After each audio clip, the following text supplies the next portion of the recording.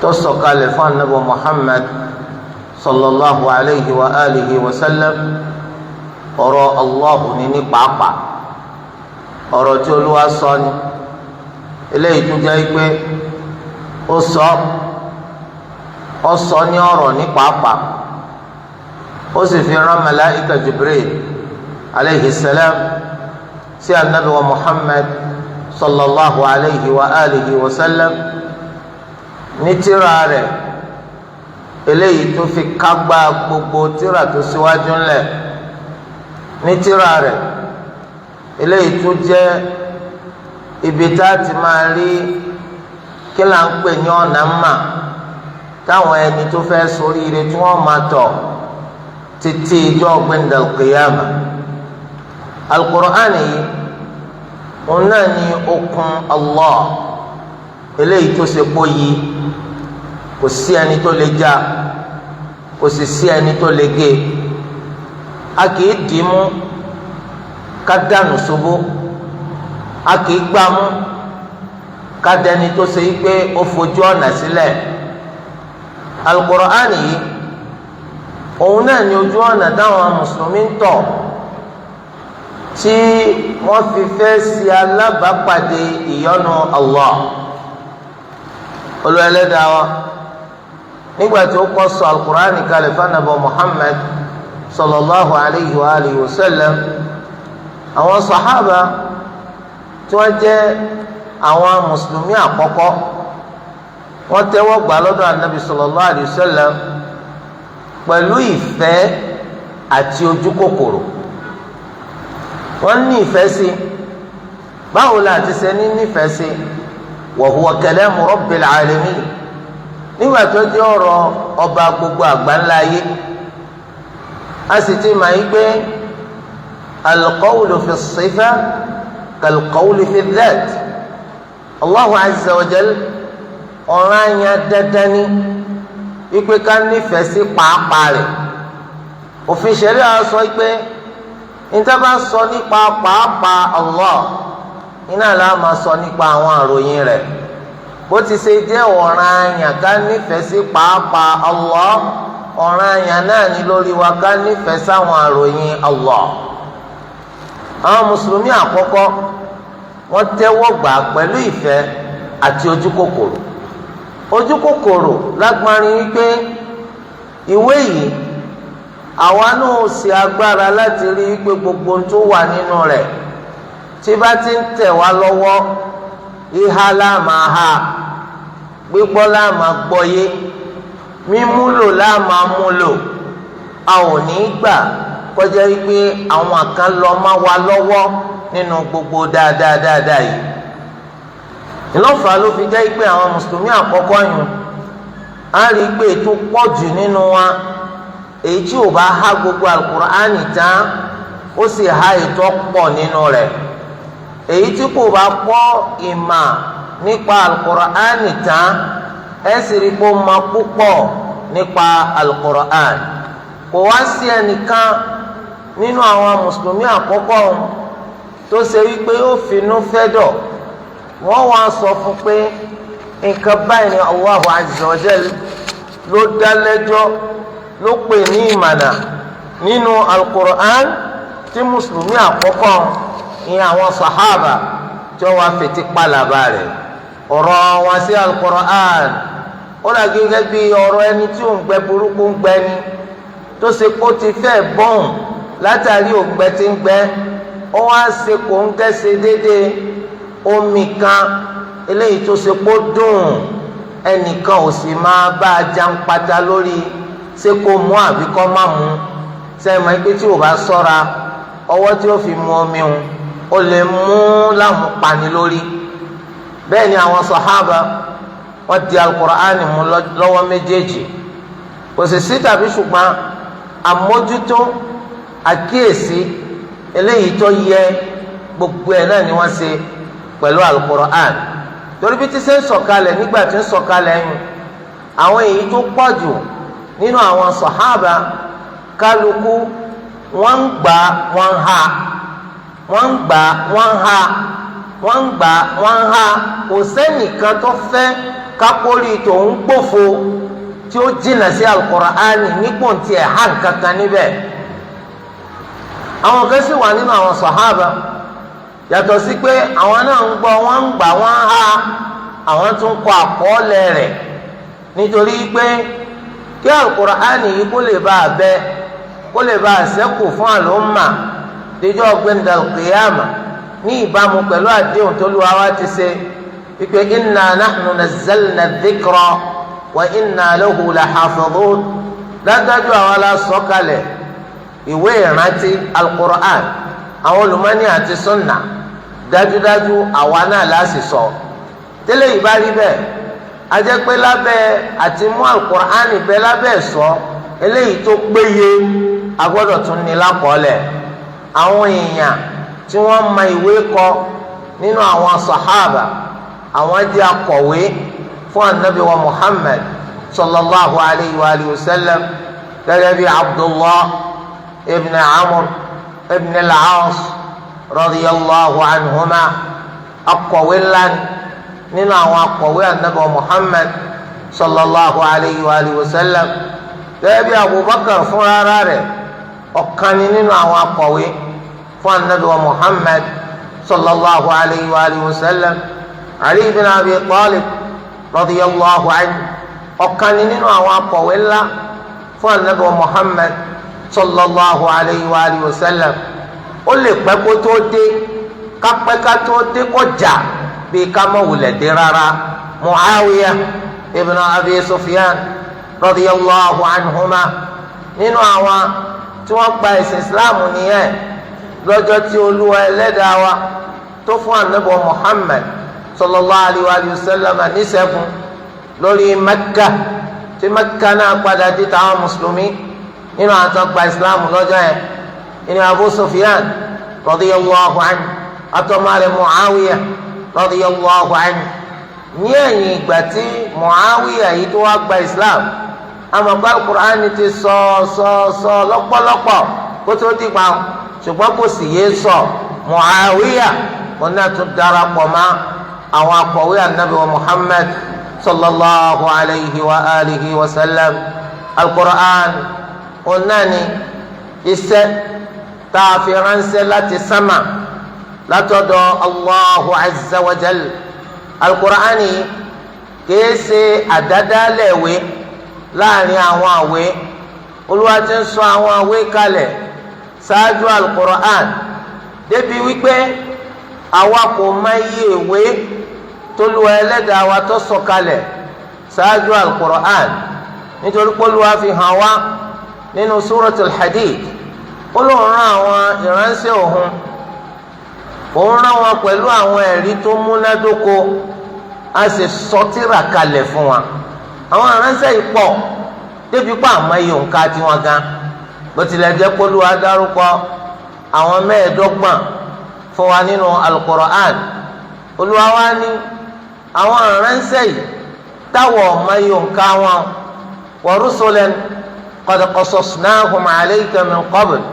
wa rusulan lam naqsushum alayka wa kallama Allahu Musa taklima àwọn ìránṣẹ́ kan a ti sọ ìtàn wọn fún ọ ṣáájú eléyìí bẹ́ẹ̀ ni àwọn ìránṣẹ́ kan a ti ẹ̀ sọ ìtàn wọn fún ọ eléyìí túmọ̀ sí pé àwọn tá a mà nínú àwọn ìránṣẹ́ Allah àwọn èyí tó Olúwa dárúkọ wọn fún wa ni àwọn èyí tí ò dárúkọ fún wa a mà wọn nítorí pé Olúwa Ẹlẹ́dàá wa kò ṣàlàyé wọn fún wa gbogbo wọn náà l'Olúwa ní òun sọ tírà kalẹ̀ fún àjẹ́ pé ìta àmà nínú àwọn tírà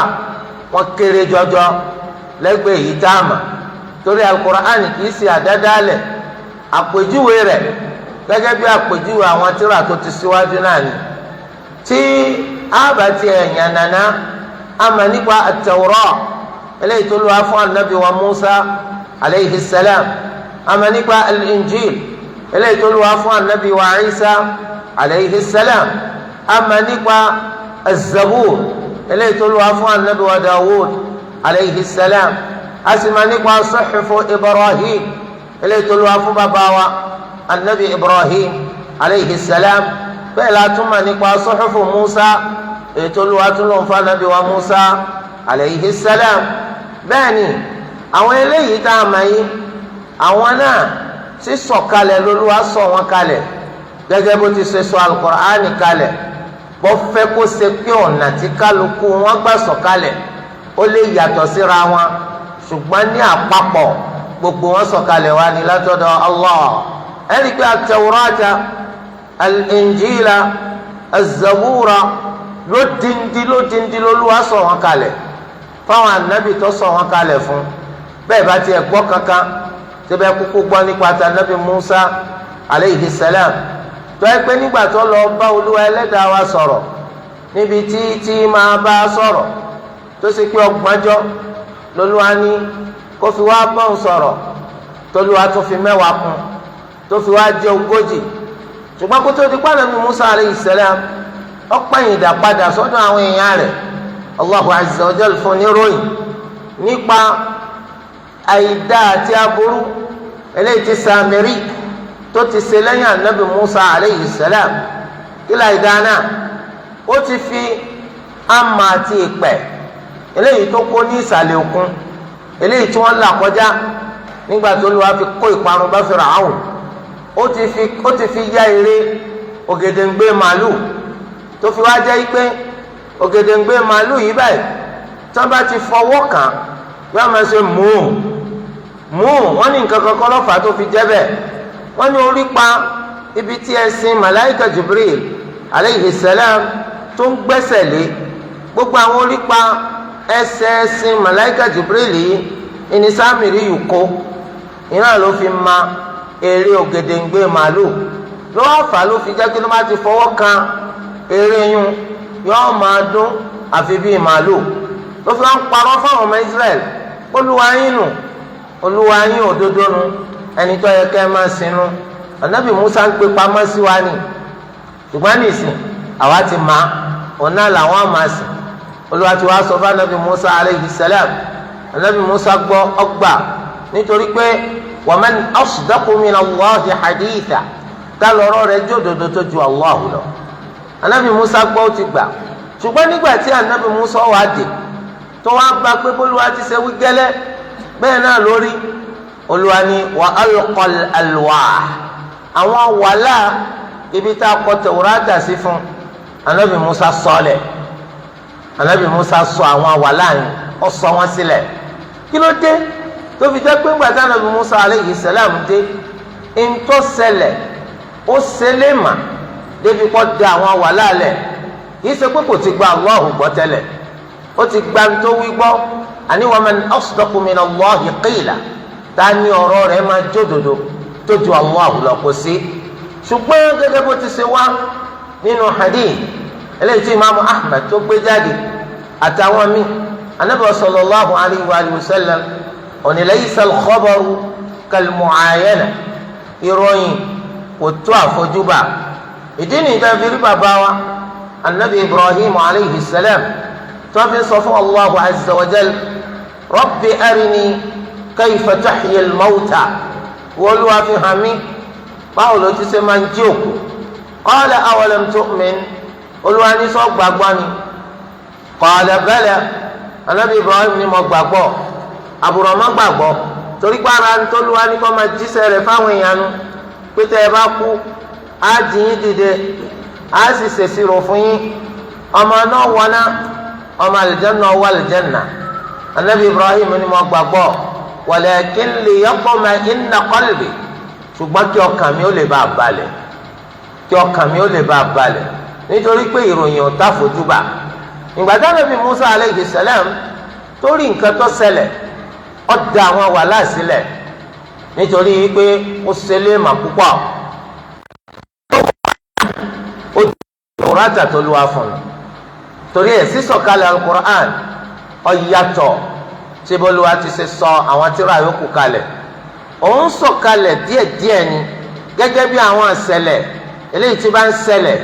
láti fèsì fún ìṣẹ̀lẹ̀ láti wójútùú fún ìṣòro láti sọ ìdájọ́ fún nǹkan téèyàn bá ṣe àti bẹ́ẹ̀ bẹ́ẹ̀ lọ. Al-Qur'ani ti ṣe ń sọ̀kalẹ̀ nu tó fi lo ọdún mẹ́tàlélógún lọ́rọ̀ kan àbógún ọdún lọ́rọ̀ kejì kótó di polo ẹlẹ́dàá wa ó sọ gbogbo ẹ̀ kalẹ̀ fún anabi wa Muhammad sallallahu alayhi wa alihi wa sallam. òun ni tírà tá a fi kásẹ̀ gbogbo tírà tó síwájú lẹ̀ òun ni òpin àwọn tírà tó lù wá ń sọ̀kalẹ̀ láti sámà kìí ṣe pé òun lò pin iṣẹ́ tó lù wá ń fi ránṣẹ́ láti sámà òun lò pin àwọn tírà tó lù wá ń sọ̀kalẹ̀ láti sámà ṣùgbọ́n kìí sọ òun lò pin iṣẹ́ nítorí pé ó wá nínú hadith. wọ́n bi al-imam ibn hajar rahimahullah wọ́n bi wọ́n léèrè béèrè ṣé wáhàyí ó sì sọ̀kalẹ̀ lẹ́yìn ikú anabi wa muhammad sallallahu alayhi wa alihi wa sallam anabi ni bẹ́ẹ̀ ni imam ibn hajar wọ́n ní bẹ́ẹ̀ ni bọ́ọ̀lù ti ṣe jẹ́ bẹ́ẹ̀ wọ́n ní hadithi kan wá látọ̀dọ̀ anabi wa muhammad sallallahu alayhi wa alihi wa sallam ikú olúwa yóò máa fi wáhàyí ránṣẹ́ sanabi isa alayhi salam nígbà tó bá sọ̀kalẹ̀ nígbẹ̀yìn ayé ṣùgbọ́n fífi wáhàyí ránṣẹ́ sí kò túmọ̀ sí pé ó jẹ́ anabi míì tó dé lẹ́yìn anabi wa muhammad sallallahu alayhi wa sallam torí pé anabi wa muhammad sallallahu alayhi wa sallam òun ló pin àwọn anabi òun náà sì lẹ́ni tí ò sí ránṣẹ́ míì tí ó wà lẹ́yìn rẹ̀ ma kana muhammadun aba ahadin min rijalikum walakin rasulallahi wa khataman nabiyyin òun ló pin àwọn anabi tó bá jẹ́ òpin àwọn anabi òun náà ló pin àwọn aránṣẹ́ ṣùgbọ́n kí ló ṣẹlẹ̀ pẹ̀lú sẹ́tà tó máa fi ránṣẹ́ sanabi isa aleyhi salam lẹ́yìn ìgbà tó bá dé ní ìgbẹ̀yìn ayé á sọ pé iṣẹ́ tó ṣẹ́kù eléyìí tó lu ẹlẹ́dàá wa tí ó fi ránṣẹ́ sí tí wọn ò tí ì fi ránṣẹ́ sí tó lu àfi gbé lọ sí sámàlẹ́ lẹ́yìn òfin ṣẹ̀rí àsì sọ fún wa pé at-tabi'u la yufradu bi hukm ní tí bá ń tẹ̀lé nǹkan míì kì í ní ìdájọ́ tuntun ajẹ́ pé ìdájọ́ iṣẹ́ tá a máa fi ránṣẹ́ sànàbì Ìsá aleyhi salam nígbà tó bá padà dé ní ìdàkejì yun ìparí àtòpin àwọn sí àkọ́kọ́ náà ni torí ẹ̀ ni ní ìgbà tánàbì Ìsá bá kọ́ sọ̀kalẹ̀ ní Damashq tí ó wá sí al-Jami' al-Amawi ní Damashq tí wọ́n ti fẹ́ ṣe sọ̀láàtì tí Mahdiyul Muntazar Mahdi òdodo tẹ́kọ̀ ní ó ṣe ìmáàmù fáwọn èèyàn ó ti rán nàbì Ìsá alayhi salam ó ti dàmà wọ́n ń ṣe kọ́mà Mahdi ló fẹ́ ṣe ìmáàmù Mahdi yóò mọ̀ sọ fún nàbì Ìsá alayhi salam pé ẹ̀yin ni kẹ́ wá síwájú wa nàbì Ìsá alayhi salam yóò sọ pé rárá a lè síwájú yín ẹ̀yin ọmọlẹ́yìn anabi wa Muhammad sallallahu alayhi wa sallam àfi ká tò lẹ́yìn yín báyìí ni ajẹ́pá nàbì Ìsá yóò wá ní ìgbẹ̀yìn ayé tabi'an la matbu'a lẹ́ni tí ń tẹ̀lé anabi sallallahu alayhi wa sallam kìí ṣẹni táwọn yóò tún máa tẹ̀lé yàtọ̀ síta anabi wa Muhammad sallallahu alayhi wa sallam. tíra yìí ó ń lòpin àwọn tíra ṣùgbọ́n kìí sùn lòpin iṣẹ́ tó lù ó fi ránṣẹ́ nítorí pé olúwa máa tún fi iṣẹ́ ránṣẹ́ sanabi Isa alayhi salam nígbà tó bá dé nígbẹ̀yìn ìgbà. Allahu akbar ẹ̀yin náà ti délé ayé ó ti tójọ́ mẹ́ta. Allahu akbar kálẹ́ni náà ti rí tó tún múwèé kan wá má lẹ́yìn al-Qur'an ẹ̀rí pé òdodo ní Islam gbogbo nǹkan tó bá ti yàtọ̀ sí Islam irọ́ ni. akramakumullah ẹ̀rí pé ẹnìkan parọ́ ń bẹ́ ń jẹta olóòna anabi lòun Mirza Ghulam Ahmed Qadiani olóòna anabi lòun olóòna wọn ń parọ́ àwọn ọ̀rọ̀ burúkú ó ní wọn sọ wáhàyí kalẹ̀ fún tàdédé labari tí ń ka English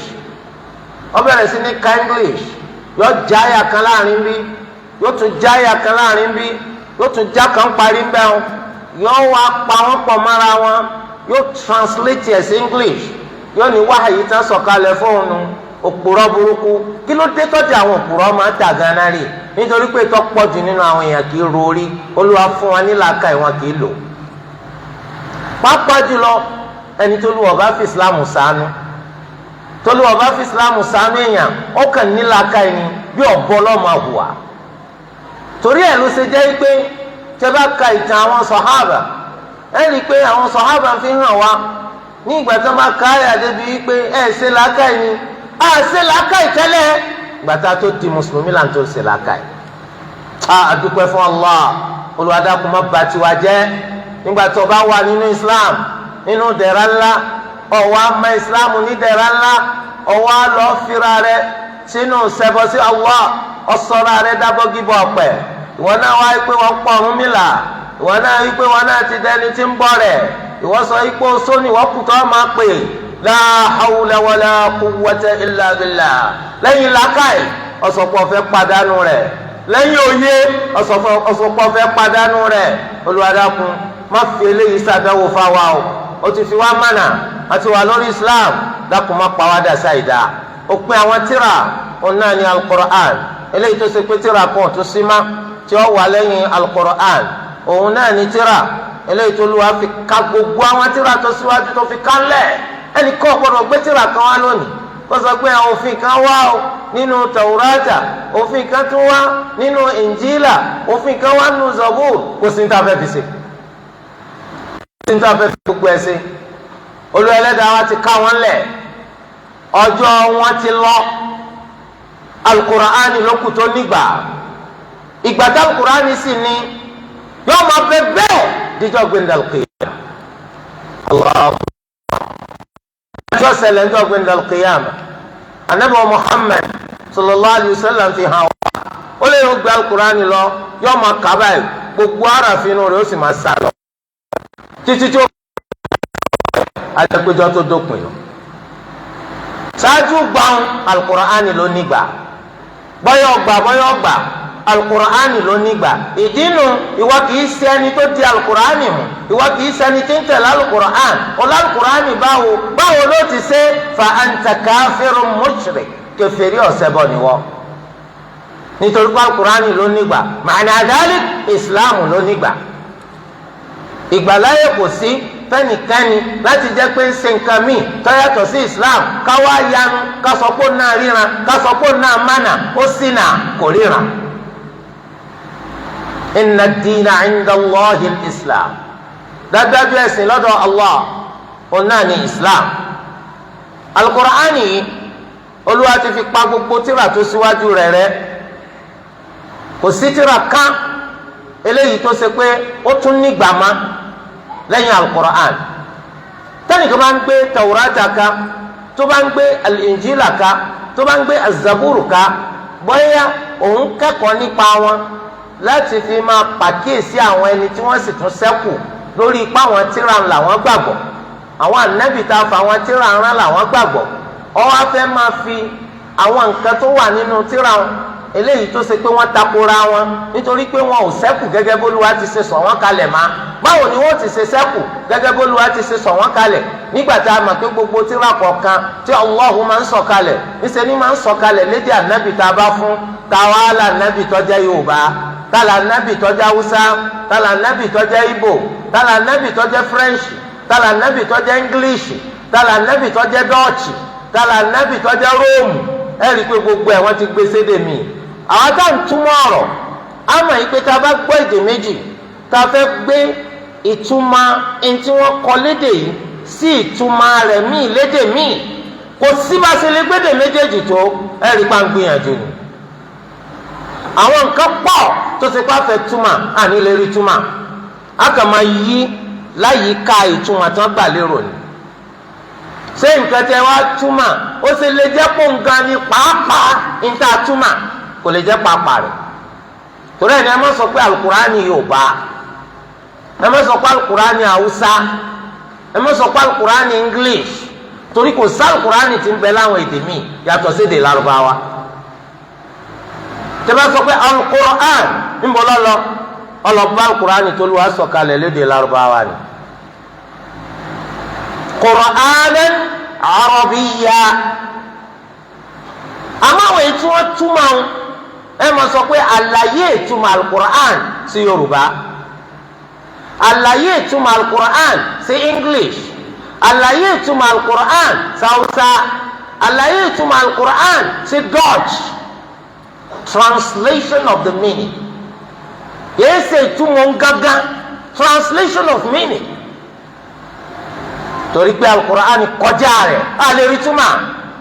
nítorí pé òun pẹ̀lú àwọn aráàfin rẹ̀ mọ́ọ̀jìs adánilágara ni ṣé yorùbá adánilágara yorùbá àbí english ládánilágara sẹ́mi túmọ̀ rẹ̀ kí ló sọ ní english tẹ́lómi ò lè sọ kí ni tó sọ ní yorùbá tẹ́lómi ò lè sọ kí ló sọ láwùsá tẹ́lómi ò lè sọ kí ló sọ ní dutch tẹ́lómi ò lè sọ àbí french ṣùgbọ́n bí alukurani ti ṣe wà ó bá gbọ́ lárúbáwá jù bẹ́ẹ̀ lọ wọn àfi bàbá ńlá kú ẹ̀dá tó lè sọ̀rọ̀ ẹ̀ torí rẹ̀ a lè túmọ̀ rẹ̀ a kàn túmọ̀ a ṣe àlàyé ìtumọ̀ rẹ̀ ni alukurani kọjá bẹ́ẹ̀ ó ti pa gbogbo àwọn tírà rẹ̀ ìwọ tó bá ń gbé àwọn tírà míì lọ́wọ́ bọ́yọ̀ kọ́ wọ́n fẹ́ máa fi ṣàlàyé fún wọn pé tọ̀ gbogbo translation tẹ́lẹ̀ tún gbé lọ́yìn náà àwọn aburú tó tó à ń bẹ̀ àwọn kìíní tó ẹ̀ẹ́dẹ́ gba Islam kókó nù ìròyìn gba Islam tẹ̀lé bá a sí ni bá a sì kọ́ ọmọ kó tírà àwọn abáwa mọ́ṣáláṣí kí la fẹ́ fi ṣe kí la fẹ́ fi ṣe wọ́n á lọ́rọ̀ tó a fẹ́ sọ lónìí wọ́n wà nù Pọ́ọ̀lù ẹsẹ̀ karùn-ún orí kẹjọ kí la fẹ́ fi ṣe nígbà tó jórí kejìlá kò sí nǹkan kan tá a fẹ́ fi ṣe kí ló máa gbé wá fáwọn àwọn mọ́sálásí alukur'an àti sunna àfọ̀rọ̀ àwọn olùmọ̀ islam àwọn tẹ́ fẹ́ bá sọ̀rọ̀ bíbélì nǹkan kan ẹ lọ bá wọn tọ́ọ̀chì ẹ lọ bá wọn sínágọ́gù nítorí pé àwa mùsùlùmí làwa sẹ́tú fẹ́ kóyè méjì sí wa lọ́kàn kí la fẹ́ fi ṣe torí alukur'an yìí aburú kì í wọbẹ̀ ìbàjẹ́ kì í rọ́nà débẹ̀ gba iwájú àbí gba ẹ̀yìn rẹ̀ kò sí ẹnìkan tó lè ṣàyípadà ń bẹ àfikún àbádínkù kò lè wáyé lára alukur'an allahu akbar kí ni ìyàtọ̀ rẹ̀ gan pẹ̀lú àwọn tírà tó síwájú ìyàtọ̀ rẹ̀ ni pé olúwa ní inna nahnu nazzalna dhikra wa inna lahu lahafidhun àwa la sọ kalẹ̀ àwa la sọ ṣùgbọ́n àwọn tírà tó síwájú olúwa sọ pé bimastahfidhu min kitabillah àfún wọn ní tírà Allahu sọ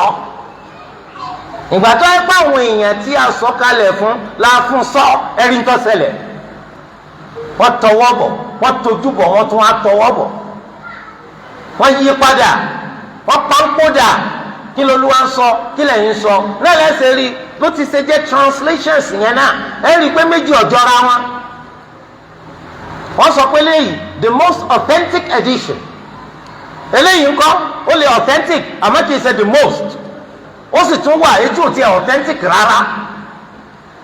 torí ẹ náà lẹ́sẹ̀ rí àwọn ọ̀gá àwọn ọ̀jọ́ wọn wọ́n lè sọ pé njẹ́ àwọn ń kà lójoojúmọ́ yìí kò túmọ̀ sí ọ̀rọ̀ ẹlẹ́dàá àwọn tí wàá kó ikọ̀ kájọ tí ó kọ́ ntọ́ yẹ kọjọ́ ọ̀rọ̀ ẹlẹ́dàá wọn tí ó kọ́ ntọ́ yẹ kọjọ́ ọ̀rọ̀ ẹlẹ́dàá wọn kí lẹ́yìn wá jẹ́ yóò tẹ́nìkan wá pé alukurani afẹ́sàtúnṣe wọ́ owó tani wọ́ wọ́n bá tẹ alukurani ní Saudiya wọ́n bá tẹ ní Misr wọ́n bá tẹ ní Qatar wọ́n bá tẹ ní Pakistan wọ́n bá tẹ ní Nàìjíríà ó lè ké bákan náà alukurani Allahu akbar tó máa sọ fún wa pé àyà kẹtàléláàádọ́rin nínú Suratu Maryam kíkàlù kó sí balukurani yẹn bá ṣe tẹ́lu ọ̀tọ̀ọ̀tọ̀ kátiẹ́ ẹ̀rí pé kankan náà ni ó mú jáde Allahu akbar nítorí pọ̀rọ̀ Allahu alukurani yìí báyìí kò sí tàbí ṣùgbọ́n anabi jẹ iṣẹ́ rẹ̀ lájẹ pé kò fi kankan lẹ̀ nínú alukurani láì jẹ iṣẹ́ rẹ̀ ya ayyuhar rasulu balligh ma unzila ilayka min rabbik. وإن لم تفعل فما بلغت رسالته والله يعصمك من الناس ìwọ ìránṣẹ́ wa ń ta sọ̀kalẹ̀ fún ọ látọ̀dọ̀ Olúwa rẹ máa jẹ́ iṣẹ́ rẹ̀ tó bá wá kọ̀ láti jẹ́ ajẹ́pọ̀ òjíṣẹ́ Olúwa nù tààlà nàbì tí ò ní jíṣẹ́ tó Olúwa fi rán wallahu ya'simuka minan nas Olúwa máa là ọ́ lọ́wọ́ àwọn èèyàn aburú wọn àìdá wọn Olúwa Ẹlẹ́dàá ò ní jẹ́ kápá wọn ká ọ jẹ́ iṣẹ́ tá a fi rán ọ Ànábì jẹ́ iṣẹ́ yìí lájẹ́ pé tẹwàá Al-Kùránì bó ti ṣe tó láti bẹ̀rẹ̀ rẹ̀ títí dópin rẹ̀ ǹjẹ́ jẹ́ màpá nàbí wa sallallahu alaihi wasallam kò ní harafi kan báyìí nínú rẹ̀ tó jẹ́ tiẹ̀ gbogbo ọ̀rọ̀ Allahu malaika Jibril alayhi salam bal Qur'an ti tó káyipọ̀ lọ́wọ́ àti sẹ́rẹ̀ látọ̀dọ̀ Allah fanabi wa Muhammad sallallahu alayhi wa sallam kò ní arafi kaba nínú ẹ̀ gbogbo ọ̀rọ̀ Allah adúpẹ́ fún Allah kanabi wa kápá nàbì padà dé àmójútó gbẹndàl qiyam gbogbo àwọn anabi tí arítìrà wọn tààrí tuma tìrà wọn tó ń gbé káwọn táwọn náà bá padà dé tàbá wọn kó àwọn tìrà síwájú kálukú ya Rasulullah al-Qur'ani ya Isa alayhi salam injila tí wọn gbé kánì ẹtú kó gbogbo translation náà wà ya Musa alayhi salam tawratan gbogbo àlàyé ìtumọ̀ tó wà ẹ̀kọ́ síwájú tiẹ̀ náà anabi Dawud alayhi salam az-Zabur ẹ̀kọ́ náà síwájú ẹ̀ kí gbogbo anabi kọ̀ọ̀kan wọ́n kà sí wọn létí sẹ́tìrà tó lù wá fún yín nítorí ká tó tẹ̀síwájú ẹ̀ rí i pé gbogbo kálukú wọn sọ pé rárá àfànàbí wa Muhammad sallallahu alayhi wa sallam bólúwa ti ṣe sọ̀kalẹ̀ lọ́sẹ̀kù adúpẹ́ fún Allah ọba àmọ́ gbọ́ lárúbáwá ọba jẹ́ pé kí wàá bẹ́ẹ̀ lé lọ́kọ́ ọba sì jẹ́ pé torí àjà lárúbáwá yìí náà ló fi kà lárúbáwá tó lù wá fi sọ̀kalẹ̀ ló fi máa kájú fi máa jásá Al-Qur'an àìjẹ́ bẹ́ẹ̀ yọjẹ pálá yé túmọ̀ lásán lọ́nkà Allahu akbar torí di eléyìí báyìí àwọn sàhábà bó ni wọ́n ṣe rí tẹ́lẹ̀ jama báwo ni wọ́n ṣe padà dà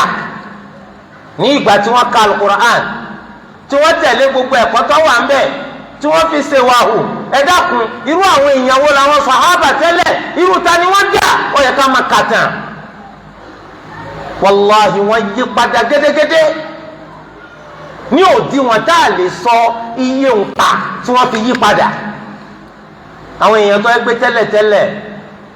irú sẹ́mi wo ni wọ́n ń ṣe ọkọ̀kíbọ̀ pẹ́ ni wọ́n náà kọ́dà gan tí èèyàn bá ní èrè tí wọ́n máa júbà forí balẹ̀ fún wọ́n máa fi dẹ́bínù tọ́jú oúnjẹ wọn wọ́n máa fi mọ èrè nígbà tó bá fi ya àwòrán èrè yóò wá mú dẹ́bínù tó bá di lálẹ́ tẹ́bi ń pa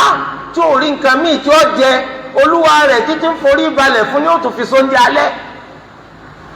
ikú bàbá di lọ́wọ́ ń bá rí dẹ́bínù míì màá tún fi ya èrè míì ní ayé ìgbà yẹn wọn à ní Allah tí wọn jọ́sìn fún kọ́dé tó bá lò ma Allah ó tún mọ nǹkan míì pẹ̀lú ẹ̀ mushrikun ọ̀sẹ̀bọ ni wọn. ní ayé ìgbà yẹn obìnrin ò níyì kọ́bọ̀ obìnrin máa ń ta àsíá sókè ilé rẹ̀ tó yẹ pé gbogbo ẹni tó bá ti rà àsíá yùn àpẹẹrẹ pé alágbèrè obìnrin lélẹ́yìí gbogbo ẹni tó bá fẹ́ ṣèranù ṣàgbèrè kọ́ máa bọ̀. ní ayé ìgbà yẹn ìyẹn máa mú ọkùnrin géńdé mẹ́wàá lóríṣiríṣi ó lè mú wọn wá fún ìyàwó rẹ̀ pé mò ń fẹ́ kí gbogbo wọn kí wọ́n bá ìyàwó òun sùn lẹ́ẹ̀kan náà nítorí pé òun fẹ́ bímọ tí ó jọ wọn ìdàpọ̀ ẹ̀wẹ̀ ń bọ̀ lórí pé sí ní ayé ìgbà yẹn tí wọ́n bá bímọ obìnrin ìbànújẹ́ ti bá wọn wọ́n máa fojú pamọ́ ni ipe káwọn èèyàn má rí wọn nítorí aburú nǹkan tí ìyàwó wọn bí yóò mọ ronú ṣé kó wọn gbọ́ ọmọbìnrin yìí mú kó wọn máa tọ́jú rẹ̀ tabuku ni àbí kó wọn tiẹ̀ lọ rí mẹ́pẹ̀ láàyè. ní ayé ìgbà yẹn àwọn èèyàn wọn ò ní àmánà o lànàbí wa fi yàtọ̀ láàrin wọn tí wọ́n fi máa ní as-sadiq al-amin torí pé irọ́ làwọn máa ń pa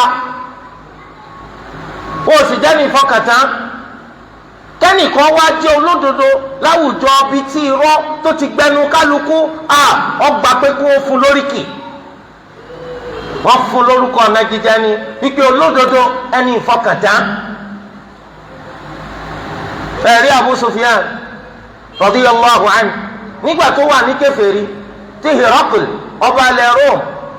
tí lẹ́tà Nabi sallallahu alayhi wa sallam tó tẹ̀ lọ́wọ́ tí ó wá béèrè pé tani ànábì wọn láwọn èèyàn rẹ̀ wọ́n máa wá sí orílẹ̀-èdè wa fún káràkátà sáwọn kan sì wà ní ìsìn tí wọ́n wá fún káràkátà ẹ̀ wá wọn wá fún mi ìgbà tí wọ́n wá wọn wá lọ́ba di ikọ̀ Abu Sufyan ìgbà tí wọ́n kó wọn dé ọba ní kí wọ́n jókòó kábù Sufyan náà wà wájú káwọn yòókù tí wọ́n jọ kọ́ wọ́n rìn káwọn wà lẹ́yìn torí pé Abu Sufyan abẹnugan ńlá ni láàrin wọn látàrí jahiliya. ìgbà tí Hirakl wá ń ṣèbéèrè Abu Sufyan wá ń sọ ńjọ́ yẹn pé káì tí ì bá ṣe pé tó ń bá parọ́ ń bì lónìí wọ́n jáwọn wọ́n bá parọ́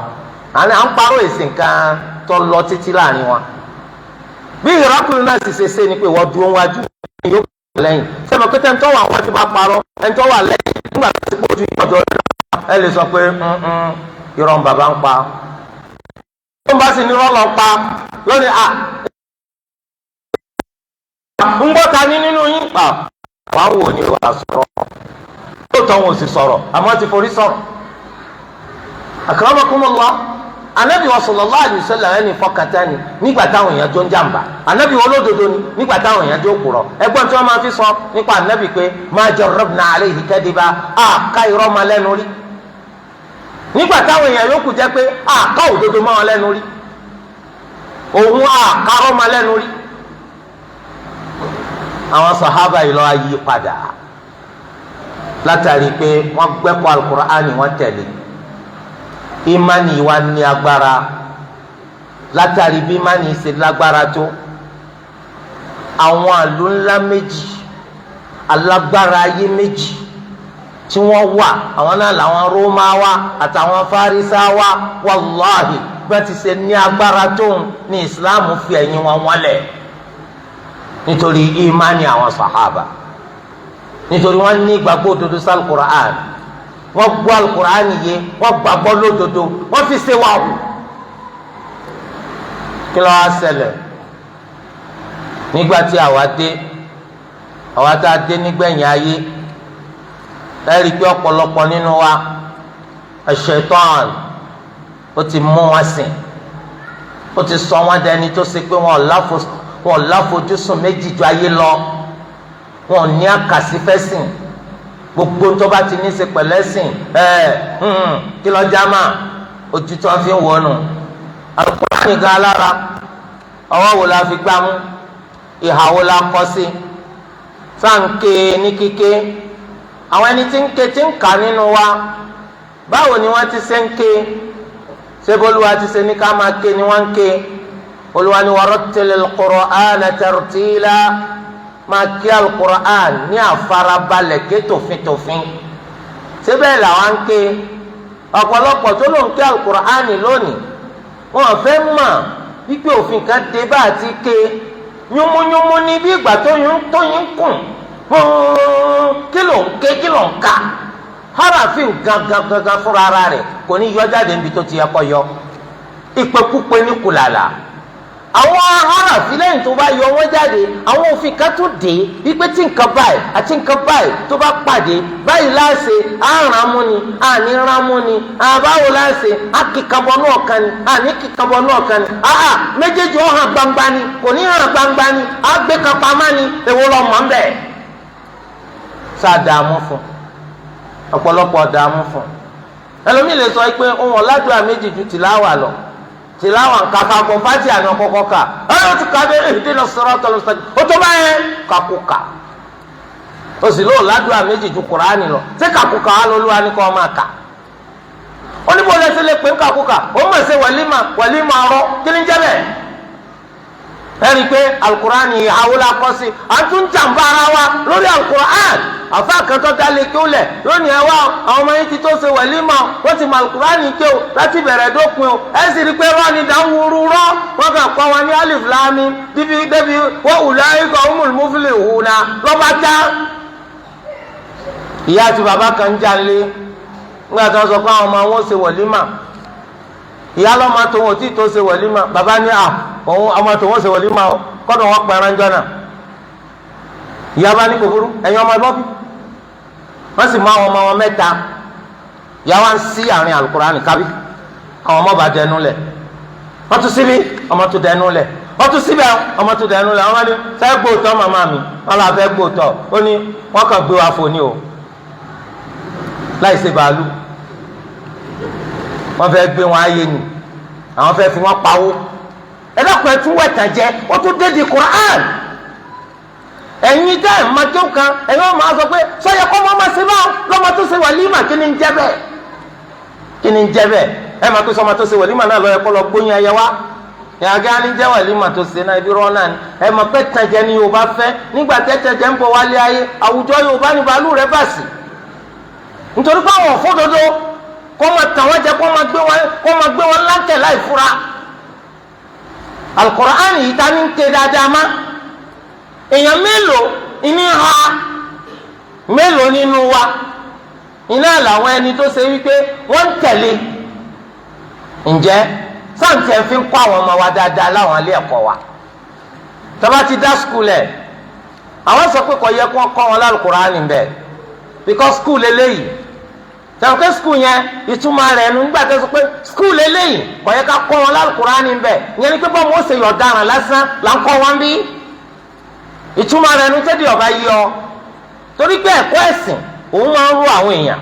wọ́n máa ń ṣe àwọn èèyàn tí wọ́n fi jẹ́ èèyàn dáadáa táwọn gangan fi wúlò fúnra wọn tó fi wúlò fẹ́ lómi tó fi wúlò fáwùjọ ẹ wá sọ pé skul eléyìí àbùkátà kakọ́ ọmọ lálùkùránì bẹ́ẹ̀ àwọn ọmọ wa ń jáde láwọn skul wọ́n wá ń yọ̀ dáràn ẹni tó bá ti rí sẹ́ńtì owó orílẹ̀-èdè ẹ wá ń pariwo ẹ̀yin náà ti bára yín wí ẹ bá ti sàlẹ̀ lọ́rọ̀ yín ti dàrú. ọmọ tẹ́ fẹ̀sìn kọ́ kò sẹ́ni jalè ọmọ tẹ́ fẹ̀sìn kọ́ kò sẹ́ni jàmbá ọmọ tẹ́ fẹ̀sìn kọ́ kò sẹ́ni parọ́ ìjọba fi 1,000 ṣe ó lè pè 100 million amẹ́ntì ń bẹ̀rù Allah yọ ọmọ ìpè ọjọ́ kan bẹ́ẹ̀ o ala yadhunnu ulaika annahum mab'uthun li yawmin 'azim yawma yaqumu an-nasu li rabbil 'alamin wàláhì gbogbo ẹni tó bá máa kí o tí bá rántí àyà yìí tó bá fẹ́ dáràn wọlé ọ̀fà sẹ́yìn ọmọdájú bá gbẹ̀yìn dìde ní ọjọ́ ńlá ọjọ́ tí gbogbo èèyàn dìde fọba gbogbo àgbáńlá yé àyà yìí báyàn lẹ́rù. olùwàní wattaqu yawman turja'una fihi ila Allah thumma tuwaffa kullu nafsin ma kasabat wa hum la yuzlamun. ó lè ríru eléyìí nù wé tó fi gba gbogbo pálí tó ń gbà nù wé wallahi. ẹ̀gbọ́n tá a yà yẹn sọ ó lè bẹ̀rù ọjọ́ kan tá a dá yín padà sọ́dọ̀ Allah tí gbogbo ẹ̀mí kọ̀ọ̀kan gbàǹtó gbélé ayé ṣe láì jẹ́ pa àbò sísìn wọn. nígbà tá a bá ti sọ pé àdékọ́ ọmọ lálùkùránì láwọn ará àbùkátà rẹ̀ ẹgbẹ́ kínní kan sí wàhálà kò sí wàhálà ǹjẹ́ ẹ̀gbìn náà lẹ́ka ǹjẹ́ sánà náà lẹ́ka Islam ti yọ ọwọ́ rẹ̀ nu gbogbo nǹkan bíbàjẹ́ nìkan náà máa bàjẹ́. lónìí yìí báyìí ta ni nínú wa ńlọgbà wípé kí wọ́n máa lo alukur'ani lé wa lórí gẹ́gẹ́ bí ìwé òfin ẹ rí i pé àwọn ìtàn pera àwọn mùsùlùmí nǹkan àwọn ni ó pọ̀ jù nínú ẹni tó takò islam náà wà dà islam náà dà ìlọ́fà ló fi jẹ́ pé nàìjíríà yìí ẹ rí i pé tẹ́ bá ti wá ságun ọ̀dọ́ tí wọ́n ń bí wọ́n láwọn lẹ́tọ̀ọ́ sí kí wọ́n lo ṣẹ̀ríà lórí wa àfi àṣà kóòtù àṣà customary court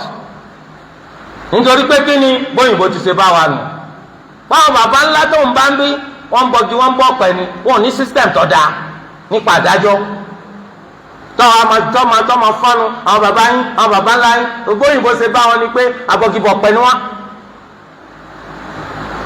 therefore bóyìnbó ṣe fi wálẹ̀ náà la wà dòní ìgbà tó dé òkè ọ̀yá ń bẹ̀ yẹn ó rí i pé àwọn ní sísítẹ́ẹ̀mù jọba wọ́n ní ṣẹ̀ríà kan tó ń tẹ̀lé òyìnbó ní sísítẹ́ẹ̀mù yẹn dáa nǹkan tó nǹkan fẹ́ ni wípé wọn ò gbọ́dọ̀ máa lo ti apáyàn wọn ò gbọ́dọ̀ géèyàn lọ́wọ́ wọn ò gbọ́dọ̀ sọ̀yàn lóko kọ́ wà ní tertiary level sọmọ kí tertiary level tí wọ́n parẹ́ dì sìn eléyìí tó túmọ̀ sí wípé subhanallah wá fáwọn náà lẹ́tọ̀ọ́ wa mùsùlùmí làwa náà ṣé gbogbo ẹni tí ń gbé agbọn bíi táwọn à ń gbé láyé yìí abọ́gibọ̀ pẹ̀ láwọn ni gbogbo wa yìí sábọ́gibọ̀ pẹ̀ àwọn mùsùlùmí wà nínú wa ẹ̀ẹ́dẹ́ kó ọ̀dà tí wọ́n náà lẹ̀ lábọ́gibọ̀ pẹ̀ tọ́lá ní kóòtù tó ti máa fi Ṣàngó àti àwọn tí ń pè Ògún àti kí ni wọ́n ń pè Èṣù tó ti máa adájọ́ ń bẹ̀ ìlànà táwọn bá filẹ̀ wọ́n máa tẹ̀lé ẹ̀fọ́ àwọn náà ní ṣẹ̀ríà kóòtù tiwa. àwọn oníṣọ́ọ̀sì náà wọ́n bá ní nǹkan kan nu Bíbélì tọ́jú òfin bẹ̀ àwọn wọn mà àmọ́ ẹ̀fọ́ àwọn ṣẹ̀ríà tiwa náà. akramakumullah àwa rẹ̀ lẹ́yìn sí àwa ìwọ àtẹnìkan jà wọ́n ní ẹkú lọ bá ṣéèkù lágbájá ẹ lọ kó bá ìmáàmù lágbájá ẹ lọ kó bá olùmọ̀ lágbájá wọ́n bá yín fi ìsìláàmù yanjú ẹ̀ ó ní rárá agbẹ́dọ̀ ìsìláàmù dà sẹ́bàlù kùránì náà wọ́n fi bá yín yanjú ẹ̀ ó ní rárá ìsìláàmù rẹ̀ dà sẹ́yìn tó ṣẹ̀ṣẹ̀ bùkátà kíjọba fọ́ sí tẹ̀sí ma pé tá a bá fi alukurani yín yanjú ẹ̀ ìjà yẹn ò tún gbérí má yóò parí ni láéláé torí pé Olúwa dá ọ lẹ́jọ́ Ọlọ́run fẹ́ pẹjọ́ ọkọ̀ tẹ́mi lọ́rùn ó kẹta ní òtútù dá ìwọ fúnra ara rẹ ìwọ àtọ̀rẹ́ rẹ ẹ̀ ń jà sí nǹkankan ìwọ àtàkẹgbẹ́ rẹ ẹ̀ ń jọ ń dun nǹkankan ìwọ àtẹnitẹ́jọ́ múlẹ̀ tira yín ẹ̀ ń jọ ń fa nǹkankan wọn á ní ẹ lọ sọ́dọ̀ olùmẹ̀sìn kọ́ bá yín yanjú ẹ̀ ó ní rárá ìwọ kọ́ ìsìláàmù dà ìgbà tí wọ́n gba Al-Kùránì gbọ́ bóò wá ní ìsìláàmù rẹ̀ akramakumullah bàbá yín kú wọn ni wọn fẹ́ pín ogún bàbá kí ló ṣẹlẹ̀ síbẹ̀ yìí náà lẹ yarí ẹ̀yin náà lẹ yarí ẹni wọn ò ní fi ìsìláàmù pín kí ló fi pín ó ní dìgì ni ìtàn Al-Kùránì mú wá ni pé ká fi ti Allahu pín ó ní rárá ìwọ kọ́ ni wọ́n bá wí àwọn sàhábà nù la ilaha illallah bàbá yín sì kú ẹ lọ pé àwọn mùsùlùmí wọn wá ṣe sọ̀láàtì sí lára ìgbà táwọn mùsùlùmí ṣe sọ̀láàtì sí lára ẹni bàbá yín ó ti gbọ́dọ̀ ànilẹ́kọ̀ọ́ orí tẹ́lóníkẹ́ ẹgbọ́n lọ alhamdulillah kí ló dé ńgbà táwọn fẹ́ pín ogún bàbá yín ṣé bàbá yín di kèfèrí sáré ni tẹ́yìn ọmọ fi fàáké kọ́rí tẹ̀fi sọ pé rárárárá ò ní fi ṣẹ̀rí àpín pàápàá àwọn àǹtí tó ti dàgbà àwọn àǹtí ìsọnù tó ṣe pé wọ́n gbẹ́ mùsùlùmí lórúkọ wọ́n ṣe mùsùlùmí ní pàápàá. wọ́n ní àwọn ọmọ táwọn ti jẹ́ pé ẹgbẹ́ ọmọ àwọn ni wọ́n ná àwọn ọmọ bàbá àwọn wọ́n máa gbà lọ́pọ̀ ní táwọn gbà láyé ń bí kọ́. ẹ dákun ẹ gbọ́ bọ́pọ̀ lọ́sẹ̀ dọ̀tí tó wọ́n á ní ìwọ torí pé wọ́n dàgbà àbúrò rẹ ò ní gbà lọ́pọ̀ tó gbà tọ́jọ́ kùnrin ṣé àwa la pín ni àbí wọ́ tẹ́lẹ̀dá wa ló pín ṣẹbẹ́ bùn ni bí Allah ṣe fẹ́ kó pinnu kí ló dé tó máa takò tó lù wá wí sáàsì gba Al-Kùránì gbọ́ lóòótọ́ sáà gba Al-Kùránì gbọ́ lóòótọ́ gbogbo níta Al-Kùránì ní ká má ṣe iná là ń ṣe ẹ̀rọ àwọn kan Kùránì yìí náà ni wọ́n gbé wọ́n fi kọ́kọ́rọ́ sáàrin rẹ̀ wọ́n á ní ẹdín mú báyìí Kùránì kò yí Kùránì yìí náà ló lẹ̀ gbọ́dọ̀ pin náà o Kùránì yìí ló gbẹ̀ gbọ́dọ̀ ya babaláwo Kùránì yìí ló lẹ́nìkan ọmọ tó pa máa fi Allah o Kùránì náà ló ṣe Kùránì làwọn lò tọ́ba tí wàá yọ ọlọ́ọ̀kan àwọn yóò ti máa sa bàbá Kùránì kò yí la hawla wala quwwata illa billah ayna al-Islam nada Islam nada torí di eléyìí ẹ jẹ́ ká fura o ẹ jẹ́ ká fura o Allah azza wa jal kì í gbàgbé ṣùgbọ́n máa ń lọ àwọn èèyàn lára olú ẹlẹ́dàá kì í kájú kó tó mú yàn kò sì bùkátà kó dẹ̀yàn sí yàn kó tó ráyàn. aqulu qawli hadha wa astaghfirullaha al-azima li wa lakum fastaghfiruhu innahu huwal ghafurur rahim.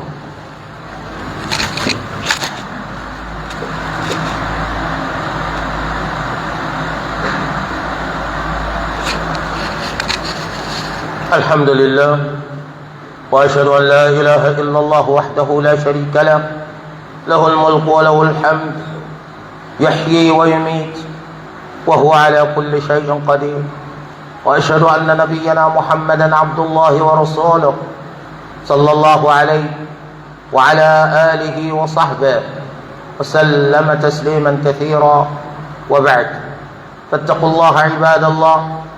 يقول الله عز وجل يا أيها الذين آمنوا اتقوا الله حق تقاته ولا تموتن إلا وأنتم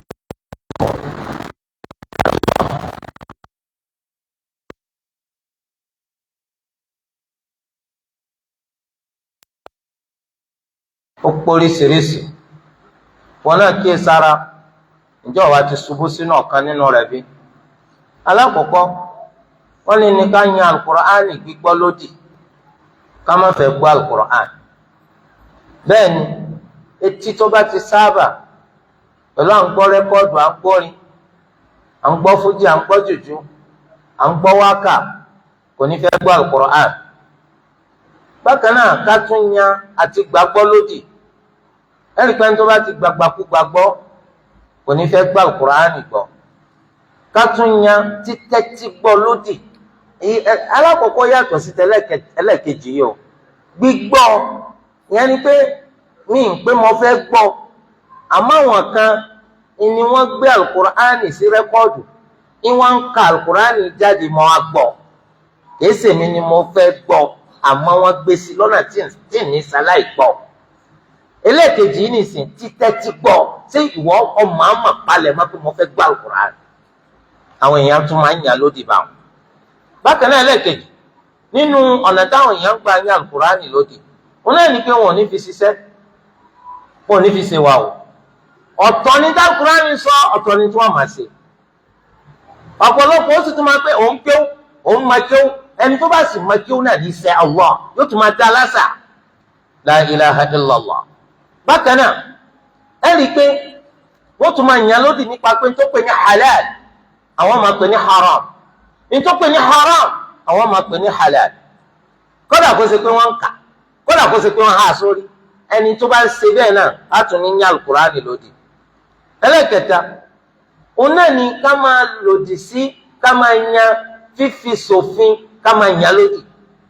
yà á lè fa alukur'ani ṣòfin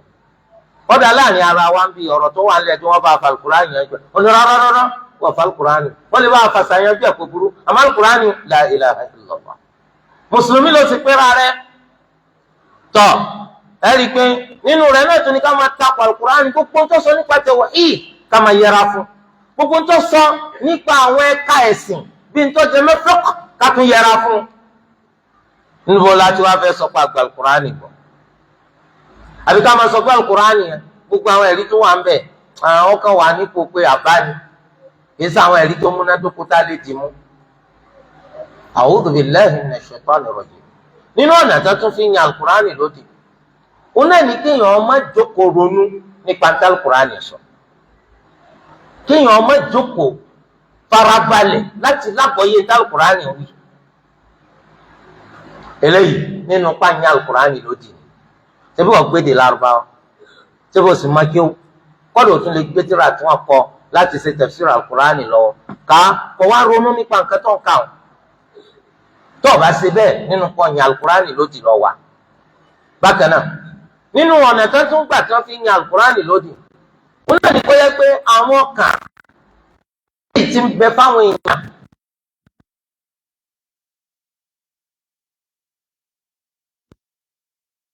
ara àwọn kan bíi kéta àwọn kan bíi kárìmí àwọn kan bíi àsọgbọ́ni àwọn kan bíi àìní ìsàfọ̀mọ́ alukurani nìkan ló lè wò sàn kọ́ wa jẹ́ pé ọ̀fẹ́ lo alukurani láti wò sàn fúnra rẹ̀ láti ti mọ̀ pé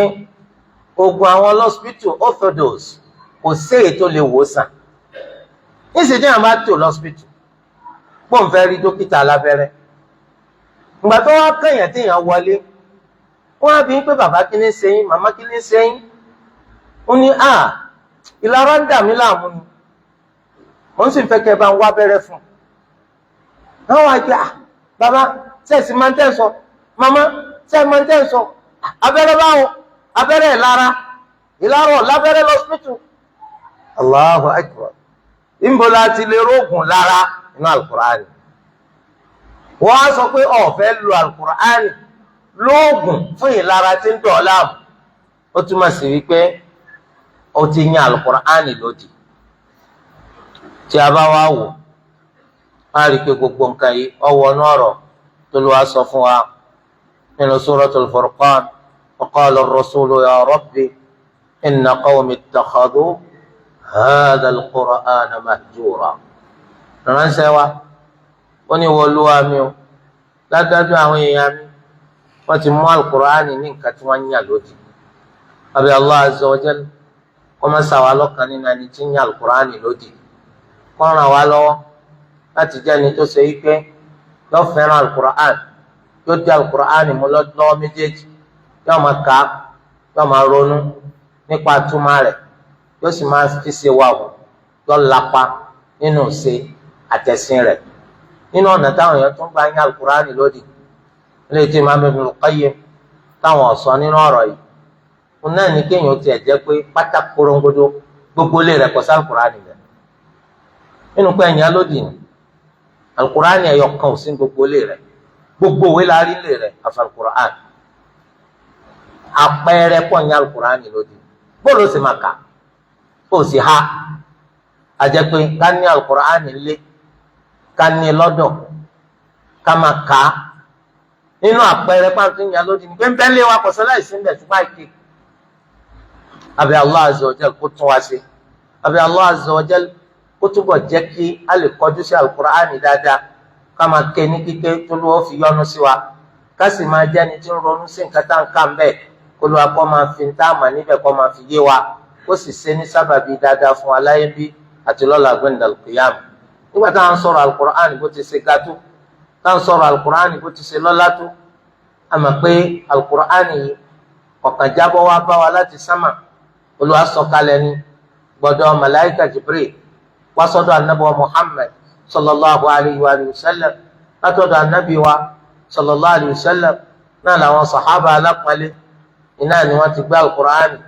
lọ bá gbogbo mùsùlùmí ní gbogbo orígun mẹ́rẹ̀ẹ̀rin ayé anabi wa yìí tó lọ wá fi alukur'ani fi fún nínú àmàṣà sọ̀láàtù àbájọ lọ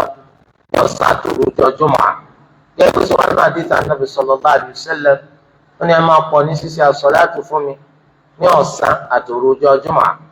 ìyẹn ni pé ní àtìgbà tó rùn ti wọ̀ lánàá títí tó rùn fi wọ̀ lónìí Allahumma salli ala Muhammadin wa ala ali Muhammad kama sallaita ala Ibrahim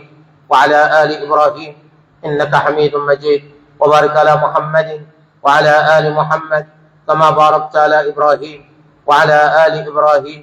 إنك حميد مجيد وسلم تسليما كثيرا وارض اللهم عن الخلفاء الراشدين الأئمة المهديين أبي بكر وعمر وعثمان وعلي وعن سائر أصحاب نبيك أجمعين وعن التابعين لهم بإحسان إلى يوم الدين وعنا معهم بمنك وإحسانك وكرمك يا أرحم الراحمين اللهم أعز الإسلام والمسلمين وأذل الشرك والمشركين ودمر أعداءك أعداء الدين من الكفرة والملحدين ومن شايعهم اللهم قل لنا ولا تكن علينا وانصرنا ولا تنصر علينا وأيدنا ولا تؤيد علينا وامكر لنا ولا تمكر بنا واهدنا ويسر الهدى لنا اللهم إنا نسألك بأنك أنت الله لا إله إلا أنت الأحد الصمد الذي لم يلد ولم يولد ولم يكن له كفوا أحد أن تقضي لنا حوائجنا كلها دقها وجلها سرها وعلانيتها أولها وآخرها ظاهرها وباطنها برحمتك يا أرحم الراحمين اللهم أصلح لنا بلادنا نيجيريا اللهم أصلح لنا بلادنا نيجيريا اللهم أصلح لنا بلادنا نيجيريا ربنا آتنا في الدنيا حسنة وفي الآخرة حسنة وقنا عذاب النار وصلى الله وسلم وبارك على سيدنا محمد وعلى آله وصحبه أجمعين قوموا إلى صلاتكم يرحمكم الله.